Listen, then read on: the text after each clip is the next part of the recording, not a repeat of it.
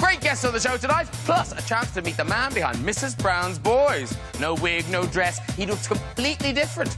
Wonder what he sounds like. I sound completely the feckin' same, you numpty. Now start the feckin' show. Let's have a show!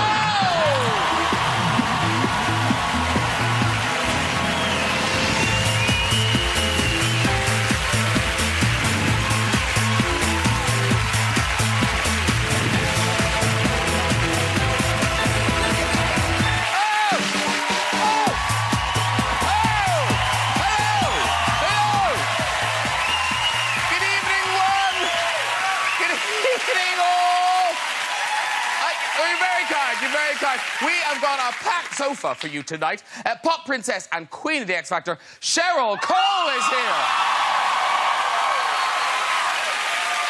Miami Vice legend and star of Django Unchained, Don Johnson is on the show. Yeah. Hilarious comic John Bishop will be here. Yeah.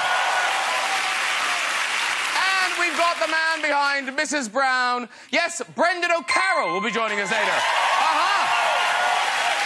Plus, we will have music from the one and only, the brilliant Chrissie Hynde, everybody. Yeah. Woo. Now, Don Johnson, of course, shot to fame in Miami Vice. Oh, it's good, isn't it? I've been playing this all day. I might stop playing it now. Now, there's a picture of Crockett and Tubbs in action on a drugs bust. Ooh, now, apparently they're about to arrest a woman with a suspicious package up her skirt. It's the runner! Miami Vice was made in the 80s, and it was such a different time. You know, big phones, crazy fashions, and state-of-the-art computers. Now, in fairness, it looks rubbish, but you could still get porn on it. You could. Yeah. You all remember printing that out. Now, I'm going to be talking to John Bishop about his unusual pet. Yes, John adopted a pig that had somehow escaped. And the thing is, pigs do it all the time. Did you see the pig that jumped from a truck in China this week? Did you see this? Now, calm down, everyone. Now, I know it doesn't look good, does it? But, in fact, the pig was fine. La-la, la-la. Oh, isn't that nice? Happy ending. And, of course, the pig became a local hero and they had a big party to celebrate. Aww. Delicious. I'm going to be chatting to Cheryl all about her famous tattoo. I know. That tattoo, let me tell you, took 3 days to create. Can you imagine that poor tattooist spending all those hours staring at Cheryl Cole's bum? Let's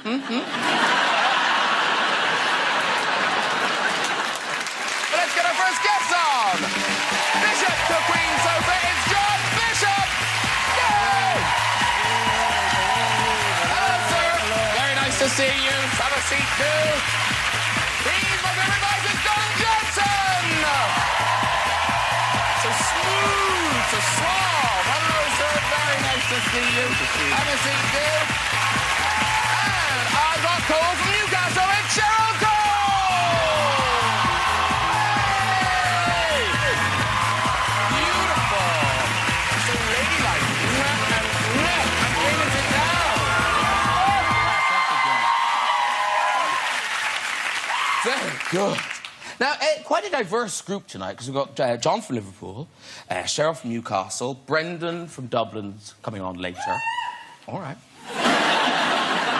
What I'd really like to say to Don Johnson is, good luck with that. Have you been attempting to talk backstage? Just the bare minimum. Can you make out what they're saying? More or less. So far, so good. Okay, good. That's you good. understood the bum tattoo pretty well. Yes. It's hard to miss. No problem understanding that. It's not like a Lucky Shamrock, is it? It's like, oh, that's a... I told her that I was promised a viewing to come and do the show. Well, no, he's had one. I saved you the trouble, Cheryl. Thank you. I'm a sweetheart. And Don Johnson, we're very pleased to have him here, but also we're very pleased we've got the right Don Johnson. Oh, yeah. Because there are loads of them, aren't there? Tons. There's probably 50 outside the studio now. Waiting to get in. Yeah, exactly. Luckily, you were first in the queue.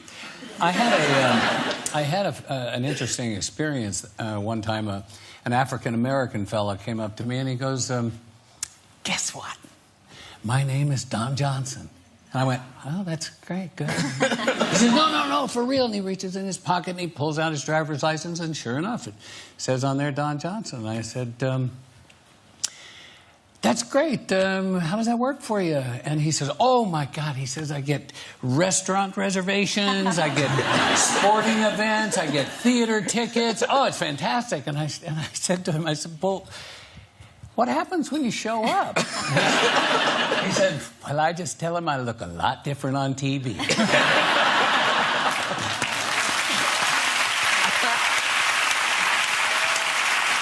But in terms of doppelgangers, you met I've seen this picture, it's incredible. Where was this guy? This was in Dubai. I went over to Dubai to do a gig, and the radio station said, we've got somebody who looks like you, but we don't want to bring him in. It'll be awkward. It'll be embarrassing. So I was expecting, like, you know, a black guy or a black dwarf or something to come and sit. And then he walked in. He looked more like me than I do. You know what was great Is about... that you on the right? That's me on the right, yeah. Okay. The older looking of the two. But what was great is that he said the same thing in Dubai. He's used it to get restaurants. But he said, I've pulled girls. He said, I've pulled girls saying that I'm you, which I've just gone, that is fantastic, because now, if I ever have an affair, it's not me. It's just him.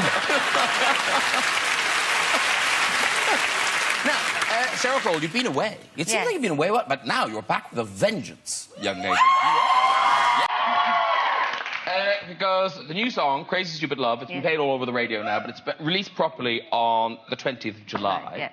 And this one is you and Tiny Temper. It is. But this is from the new album. Yes. Now, when's that out? The album's actually not out till later in the year. Later in the year? Late November time. Late November. I want to have a couple of singles out, get me feet back into it. And what's it called, the album? The album is called Only Human. Only Human?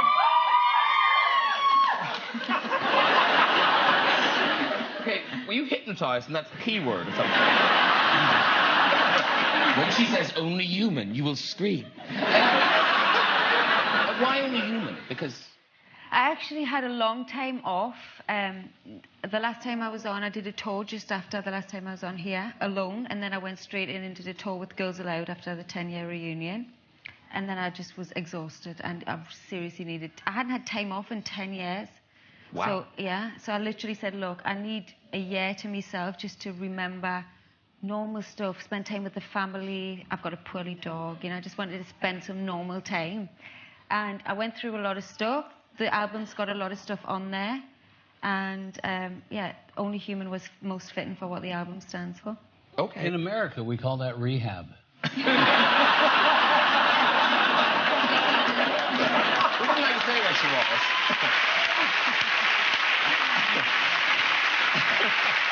Hey, Crazy Stupid Love, you probably heard it on the radio, but here's a little taster from the video.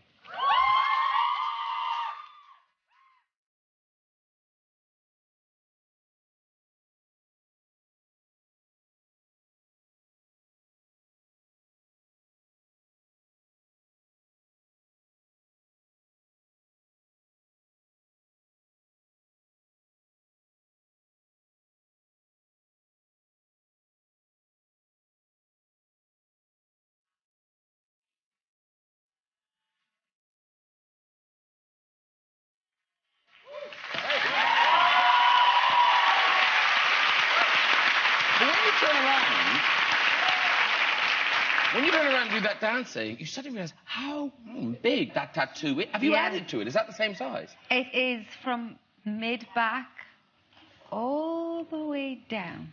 Wow. Oh, there it is again. Don Johnson noticed. And was it always going to be that big, or was that always the plan, or did it just spread? You know what's funny? After...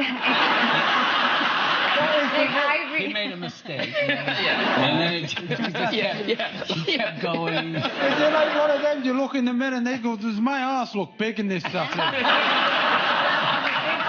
No, after I got sick, I had, after I got malaria, I wrote you call it bucket list, I call it a fucket list. And I just wanted to do everything I wanted to do. And, you know, life's short. And, and it changed my perspective. And I always wanted a big tattoo. Is that a bit of the tattoo I can see there? So this is a different one. Well, that's a different tattoo. Okay. Oh, no, I just want... Because it... It's not my fault. It's right there.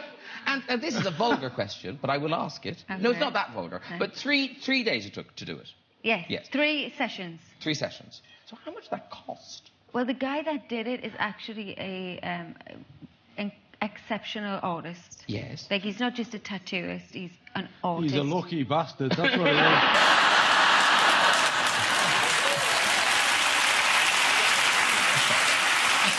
Yes, he's very good. An artist with a butt fetish. He's very good. He's very good at roses. Yeah. I heard that. How much was it?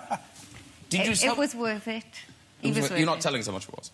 He was worth it. But is it in the thousands? Yeah. Could you buy a car for that? A small one, maybe. A small car? New or second-hand? You do realise that many people would have paid you to do it to you. Not to pay him anything. And Don, given, because you have, you know, you've had quite a wild past. You've been through periods of wildness. Really? Have you escaped without a tattoo? No ink. I didn't, I couldn't decide on anything that I wanted to live with forever. I had that problem with women for a long time. I'm sure. Easy. I'm happily married now for 15 years. Well done. Well, if you'd like a tattoo, Cheryl, dab hand. Yeah. No, seriously, give her a needle and some ink, she's off. Let me think on that. No, we've got you. You tattooed the guy who tattooed you. I did. This is you tattooing Nico. And now this is what you tattooed on him. See, that's how it started. So, what is that? Sunglasses or glasses? It wasn't intended to. Well, he wears glasses. Okay. Okay, so the idea was his signature look is quite known, and he wears big, thick glasses that kind of look like aviators in the end. Yeah. My bad. But then a heart, because I think he's got a really special heart. Yeah. My initials, because I did the tattoo. Oh, is that your initials at the end? CC. Oh, I thought it was you trying to get the pen to work. I thought it was... You know, the post office. Is there ink in this thing? Now, Cheryl, very quickly, you've got to say, we are delighted you're back doing the X Factor. Seriously, I think everyone is really pleased with coming back on it. But given how mean they've been to you, I guess the question, why are you doing it? Why have you said yes? Now that Simon's back, I mean, honestly, I just couldn't stand any more of the grovelling. It was becoming uncomfortable. I thought I would just help out a friend a little bit, you know? Yeah. And so you started filming already? Yeah, we did 2 days in Manchester already. And all right? All right. Yeah. Feels like I've never been away. I don't know if that's a good thing or a bad thing. A little bit of frost.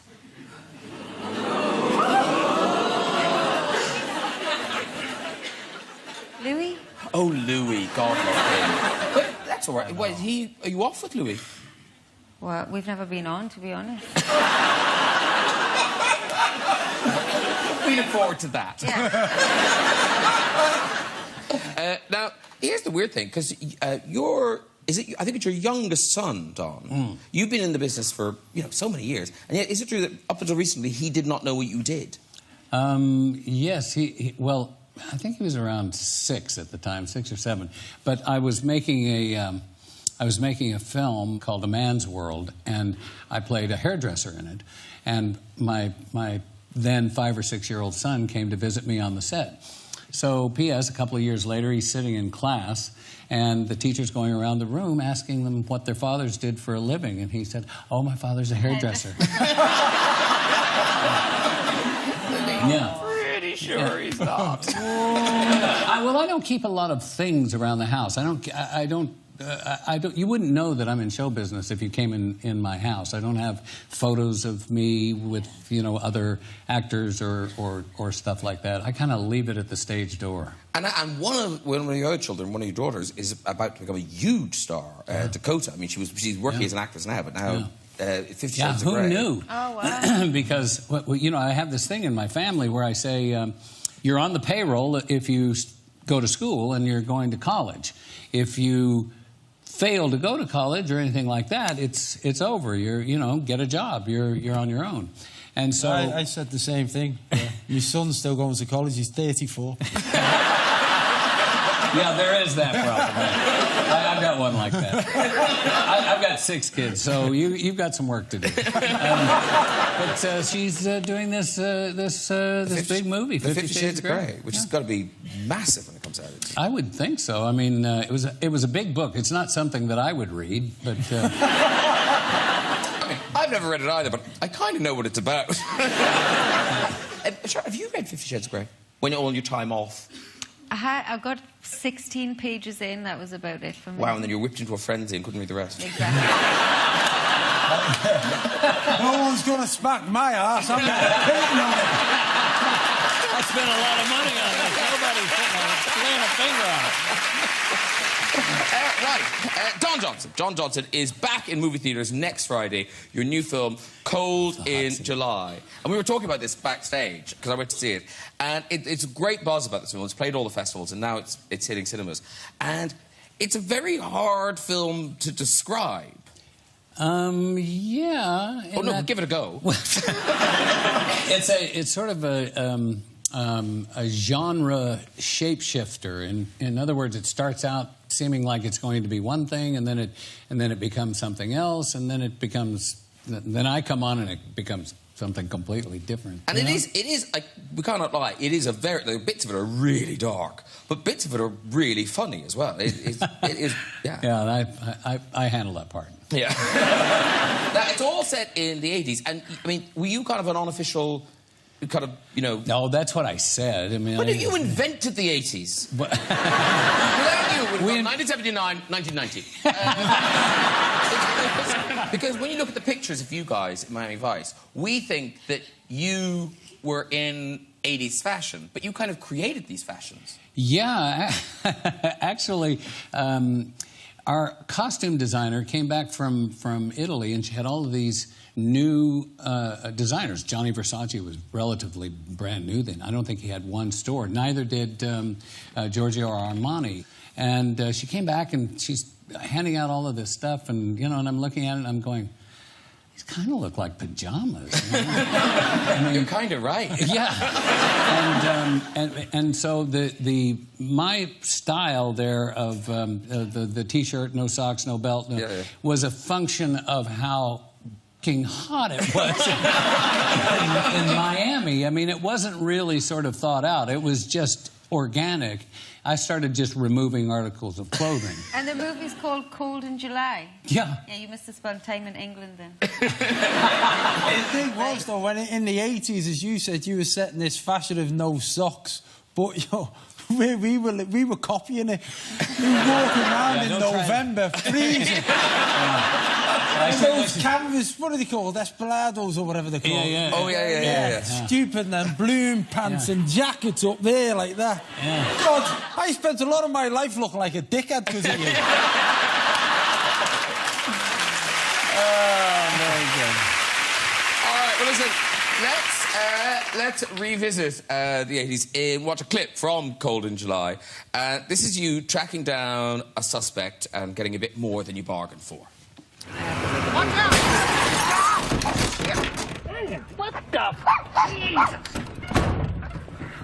What in the dog shit is wrong with you? Don't you have any mirrors on this damn Pinto? Do you know how to use them? Who's gonna pay for it? We could split it. Oh! You... Hey! You want some of this? Huh? That's for my car. And that's for my hat. It really So you're an investigator, or a kind of detective, but you are also a pig farmer. Yeah, I found that interesting, yeah. Well, you grew up in the country. You must have I been did. familiar. Well, I grew up on the farm, you know, and you see pretty much everything on the farm. And I've known a lot of pigs. Some of them two-legged.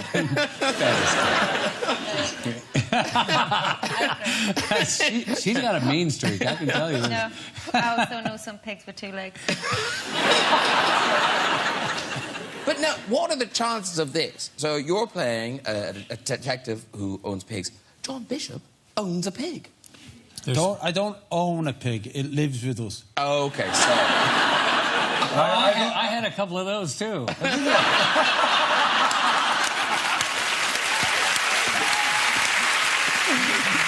They're smart, aren't they? He's brilliant. He's great. We got him from an RSPCA place, and what struck me about it, they talk to you, don't they? He talks to you. So in the morning when you go to see him, he does talk. He talks pig talk. Depends on what you're smoking. Yeah. To be fair, with my accent, he probably sounds better than I do. But where did they find him? Was he just wandering the streets like a stray dog? He was wandering on the street somewhere in Northampton or something as a baby, and then they kept him for a year and nobody wanted him. And then my wife Melanie saw him on a website. Listen, as that left me mouth, I wish I'd never said it. My wife was trolling pig pictures on a website, yeah. There's nothing wrong with our marriage. And so she ended up asking for him to come to live with us, so we did. Oh. No. And what, have you got the alpacas yet? Or are you getting alpacas? No, we've got alpacas coming in a couple of weeks. We just went berserk because... we did, because we've moved out to a nice house to the country, and I've got 3 kids, 3, and two of my teenage lads are leaving home in September. They don't know it yet, but they... just had enough of them, so they're leaving home. So because of that, Melanie just wants stuff in the house. So we got 8 chickens last week, a couple of guinea fowl, a cockerel, a pig. We've got 4 alpacas coming, a couple of dogs, and I think there's a donkey somewhere as well. Although that might be me. So we've got a little menagerie going on. Wow. Now, the new tour starts later in the year. Yeah. So by the autumn, it'll just be like a lot of alpaca material. There'll be a lot of I expect a lot of bookings will come from chicken owners, pig owners and alpaca people. Oh, sat there going, oh, alpacas, aren't they funny? So John Bishop's Supersonic Tour, it kicks off in October in Plymouth and runs till December. But you're doing tryout gigs now. Yeah. But you must be so brave to do it, because how quickly do you chicken out of new material and just got to go, oh, here's some greatest hits?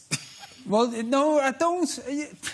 The hard thing is about doing stand-up is you can't take time off and go in the studio and then come up with a song. You only know if what's funny in your head is funny when you tell other people. Exactly. You can't be on your own, so you have to go and do these warm-up gigs. And there's always a bit of material that I keep trying right through the day until eventually my tour manager says to me, that's shit. Just stop saying it. Nobody laughs at it. And I can't understand why it's not funny. And then there'll always be something I say off the cuff that makes people laugh, and I think, I'll have to keep it in, but I've no idea what they're laughing at.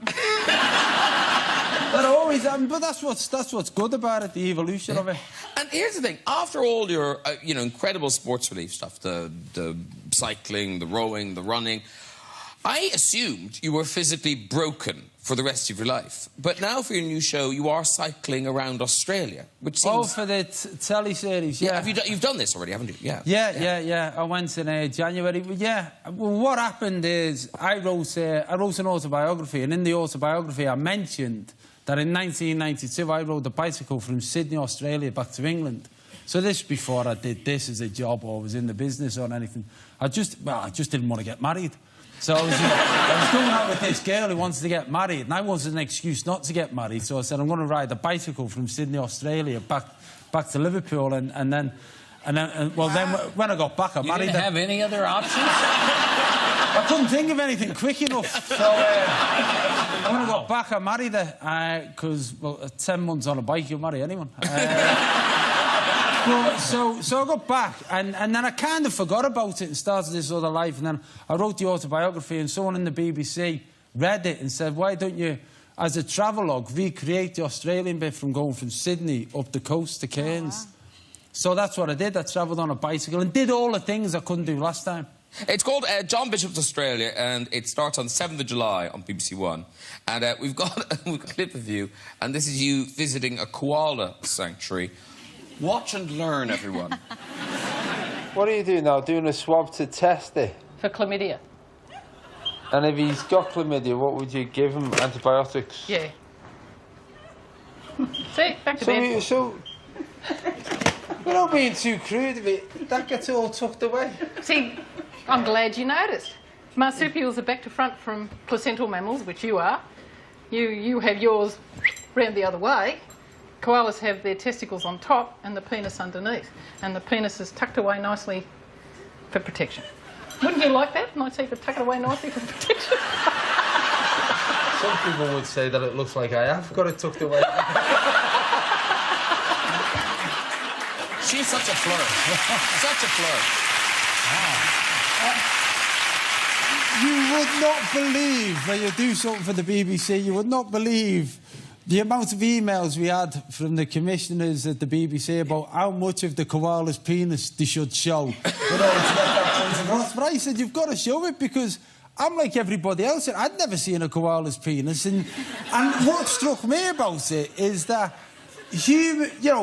nature and God or whoever makes all this stuff obviously looked at a koala, and the first koala's hung on a tree. And every time I've seen a koala hug a tree, I've never thought, ooh, I hope he doesn't get a splinter in his dick. You just don't think that, do you? Because you've never wondered where it was. I thought it was fascinating. I couldn't... I spent most of a day in there just blown away by these people. They put the balls in the wrong spot, too. You're going to hug a tree. I mean... I'm with you, Don. I was thinking, ow. Yeah. Yeah. How about on his back? I have no idea. Yeah. Like earrings. Yeah. That is the campest thing I've ever heard you say. Oh, earrings. What are those koala balls? Listen, you mentioned the book. It did really well. It's out in paperback now. How did all this happen? And I don't know if have you seen this picture? So someone was in a bookshop. Yeah. And they saw John's book in the bookshop, and they felt they had to take a picture and tweet it because of the section the book... Have you seen this? No. The section the book was in the bookshop. That's hilarious. That's hilarious. OK, now, Don, I hope you're ready for some more linguistic challenges, because my next guest is the creator of the most successful new sitcom in years. And now he's made the movie. Please welcome Mrs. Brown herself. It is Brendan O'Carroll!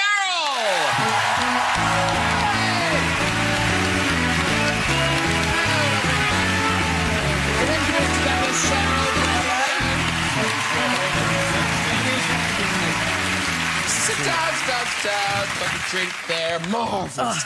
Oh, lovely to see you. You too. Yeah, and congratulations on everything. Thanks very much. It's amazing. Absolutely amazing. It really Nobody's more amazed than I am. I'm just glad to be fucking working.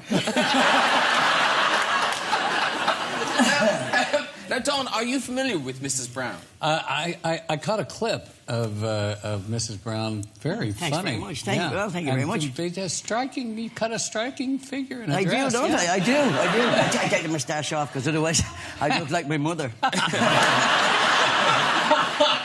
actually, you are rocking Miami Vice pants. I am. Yeah. I still have the gear. You I did. wore all the gear in the 70s. I didn't look like a dick like you did. Are you sure? I look pretty cool. I thought I looked pretty cool, but I was always a follower. I still have my tartan scarf from Bay City Rollers. Oh, God, love you. Those were the days. But now, listen. I'm enjoying the show so far. Oh, thank you very much. Your upside down ball's been great. The Americanism's fantastic, and Louis Walsh is a wanker. I love that. Great stuff. So that's the recap. That's the recap. That's the story so far. Yeah, film it If you just joined us. Previously on the Graham Norton Show. So listen, Mrs. Brown's Boys, it's a sitcom about an Irish housewife and her family. You're not telling me that, eh? No, I'm telling Tom. Unless you want to know. But so here's most of the cast now. So a lot of these are relations, aren't they? Yes. So, I'm a firm believer in nepotism. Yeah. So Grandpa, he's just a friend. Granddad's his friend. Granddad started off as my window cleaner. Oh, right. 25 years ago. Well, he didn't clean my windows. He was a window cleaner. And one of the first gigs I did was at Rathmines Inn. And one night we were putting the gear in the van and he started carrying out stuff. He's gone too far. I could go now. I mean, That's the first time in my life anyone's looked at me to explain what someone else is saying.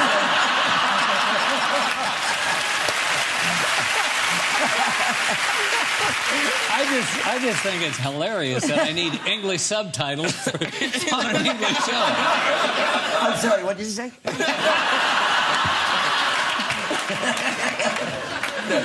Listen, you'll acclimatise. Yeah, So, okay. and then your daughter is your wife. Yes, that gets weird. Yes. At home, who's your mommy, who's your mommy, who's your mommy?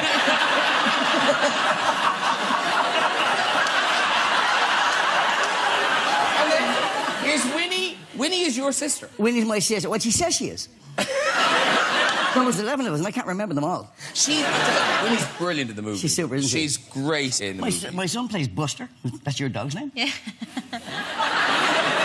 There's trivia. Trivia. Your family is very large, so the people who aren't in it must be very pissed off. What do you mean, aren't in the family or aren't in the show? Aren't in the show. Fuck them.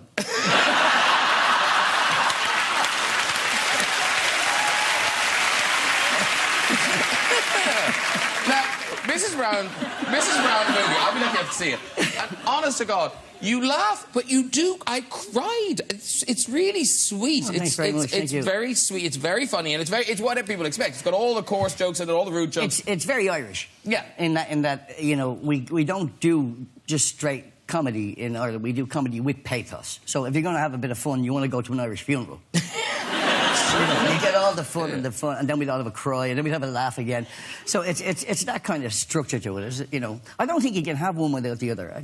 But I love that she always lets them. I say she like she's somebody else. I swear to God. I should be wearing my knickers tonight. But she always lets them off the hook. There's a scene on the bridge where that mother-daughter thing. Yeah. Me too. And I knew it was me in a dress. I'm crying watching it. But that bit at the end where she just, when she says Sophie's Choice and then she lets them off the hook. And I love that. No, it's very good. And also, for me, I just love it because it's almost like a love letter to Dublin. Well, thanks. That's what I intended to do. Look, Ireland's getting a bit of a bad time at the moment. We're getting a bit of bad press about financial things and how things are going, etc. But Dublin is a beautiful city, and it's a really warm city. Thanks very much, Cheryl. And it Brendan built it. And Newcastle is one of my favourite places. If you want second, I agreed with you. You didn't say thanks to me. You get a tattoo like yours on your cock and I will.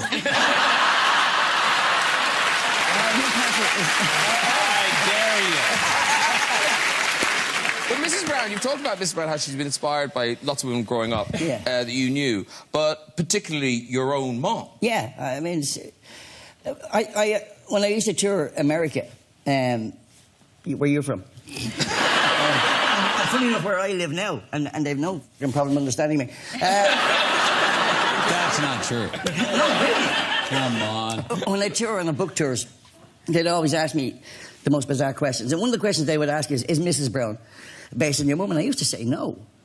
I used to say, no, she's not, And then I started to realise, actually, she is. My mum was very well educated, thanks to the nun. She was a nun. She started off her life as a nun. Had 11 kids, so obviously she was right to doubt her vocation. But because thanks to the nun, she got an education. She got a really good and she ended up with a bachelor's degree from Galway University.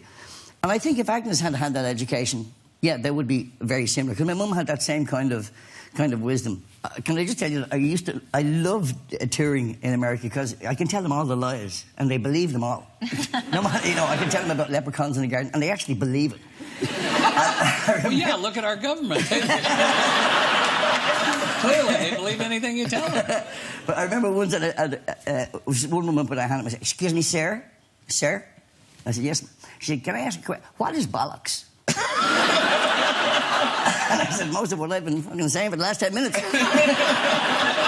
They're the most bizarre people. But my mum... No offence. No offence. None taken. No offence. You're not really American. You're Don Johnson. There is that. That's true. He's the inventor of the 80s. That's what he is. As you said, 1979, 1990. But your mom, so 11 kids, a 2-bedroom house. Yeah. Oh, wow. I mean, that's... How did they have sex? Well, We knew the sign was... My mother used to say, Jerry, that was my dad, "Jerry, I think you need to peel me corn." And of course, we'd all go, "Whoa." And then he went and peeled her corn, and the next thing there was another brother. 11 kids, but she was she was quite an extraordinary woman in that she was a woman's woman. She came out of the convent. She went to teach, and when she married my dad, and she married him only because he could dance, she got fired. Because in Ireland at that time you couldn't, if you were a civil servant and a married woman, you couldn't work as a civil servant. Wow. So she said, "I'm not having that."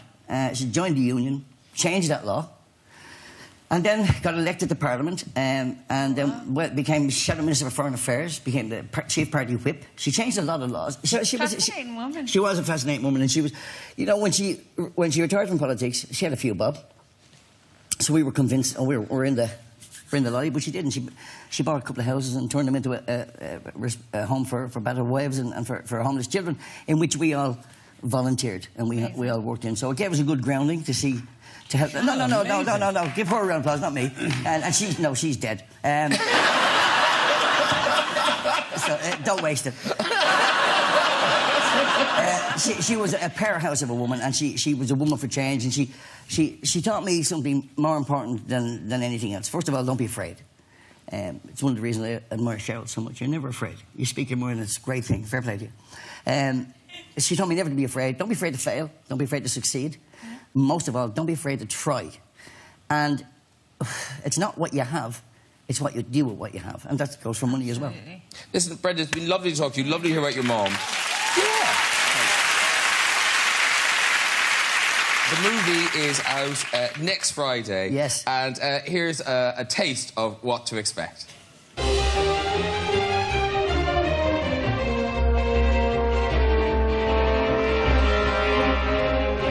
How do you do? We're looking to get a receipt, and we were told we could get it here. National Record Service? Yes. So this is the National Record Service, then? No, you're through to the wrong building. Oh. What's this, then? Hello? Hello. National Record Service. Excuse me. Listen very carefully. Is this the National Record Service? Yes, this is the National Record Service. So we get the receipt here, then? Hold on, please. Okay. Okay, what? We're holding on. For what? You're going to show us where to get the receipt. National Record Service. Listen, blackface. How do I see the actual receipts? Get your fucking hands off me! I have 4 sons. Now what? I don't know. We have to get in there. Maybe if you disguise yourself. Disguise? Yeah. You could disguise yourself as a man. No, Winnie, I'd never get away with it. Very good. Right. Time for our musical guest tonight. She was a pretender, and after 35 years in the music business, she's finally released her first solo album to rave reviews, performing her current single, You or No One. Please welcome Chrissie Hynde!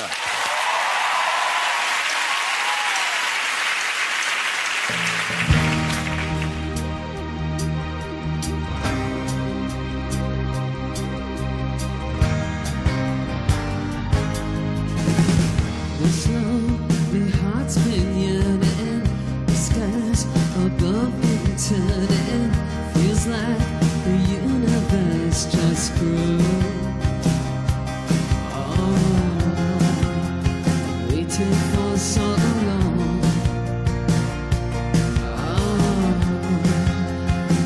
waited for so long.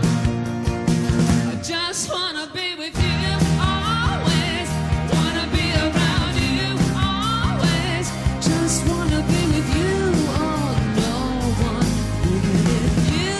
Oh, no one. And when the night starts falling, even the stars are calling, spinning and spelling out your name. Oh, that's what I call fame. Oh, spelling out your name forever and ever. Love is a hurting thing, never goes away. Forever is a long time to wait for you to say. I just wanna be with you always. Wanna be around you always. Just wanna be with you. Oh, no one bigger than you. Oh, no one. Please stay. Never go away. Please stay. Never go away. Just wanna be with you. Wanna be around you. Just wanna be with you. Oh, no one. You always wanna be around you always. Just wanna be with you. Oh, no one. Every day you. Oh, no one.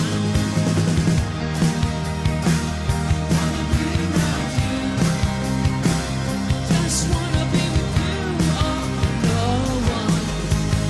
You, oh, no one.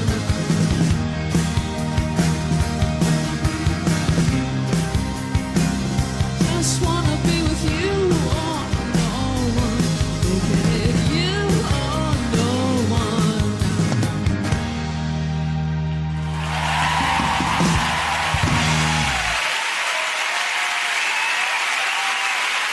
Chrissy Hynde!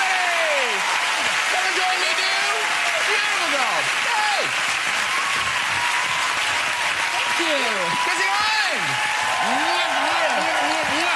That's a John Bishop. How are you? Long time. No see. Sit you down, sit you down, sit you down, sit you down. What? So, now, who do you know? Do you know Don Johnson? We've met. Have we? Yeah. Did we? Well, I met you. Oh, the 80s. They were Explains a so lot. fun. Now, here's the thing. So, Stockholm, the new album, which I just love. Someone was saying to me, oh, is this Chrissy Hynde's first solo album? I was going, oh, don't be stupid. Of course it's not. But it is. Well, kind of, yeah.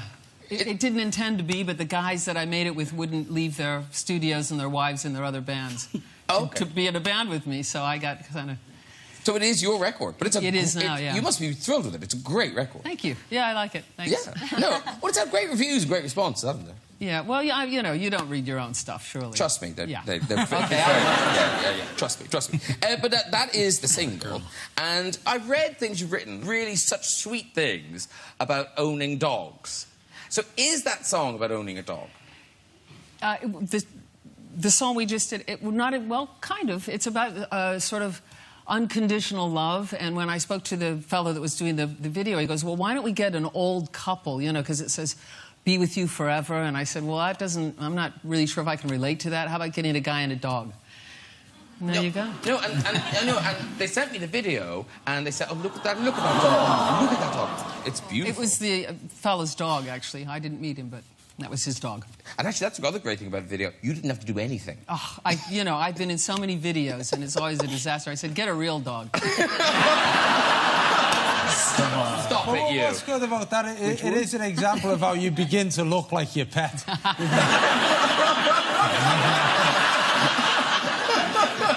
I didn't know Louis Walsh had a dog. Whoa! Oh, Cheryl, let it go. Just put it in a Louis Walsh balloon and let it go.